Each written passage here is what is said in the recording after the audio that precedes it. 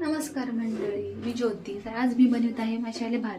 आज माझा मुलगा मला म्हणला, मम्मी मला अजून ना मसाले भात बनव टिफिनला. तर म्हणलं ठीक आहे, चला मग आज मसाले भात बनवूया आपण. तर मी पहिल्यांदा काय घेतलेलं आहे, कुकरमध्ये फोडणीसाठी टाकलेला आहे दालचिनी, लवंग, शाई जिरं, काळी मिरी, तेजपत्ता हे सर्व तेल टाकलं कुकरमध्ये. नंतर हे फोडणीला ते टाकलं, नंतर कांदा टाकला, नंतर टमाटर टाकलं, हिरवी मिरची टाकली, अद्रक लसूण पेस्ट टाकली, परत नंतर त्याच्यामध्ये बटाटा आणि वाटाणा पण टाकला. चांगलं हे मसाले चांगले फ्राय करून घेतले. त्याच्यानंतर मी तोपर्यंत तांदूळ धुवून घेतलं. नंतर मग मी पाणी ओतलं कुकरमध्ये. तर तुम्हाला तर माहिती आहे, मुलांना जे आवडून टिफिनला तेच द्यावं लागतंय, नाहीतर टिफिन माघारी येतो मुलांचा.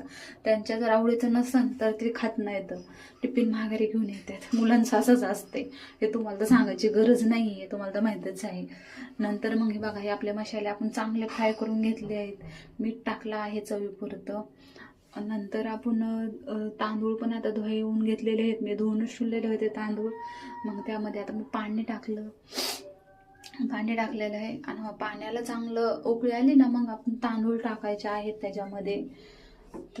तर बघू शकता हे तुम्ही, मी पाणी पण टाकून घेतलं आहे. नंतर तांदूळ टाकलं, उकळी आल्याच्या नंतर असा पुलाव तुम्ही नक्की ट्राय करून बघा, खूप छान लागतो.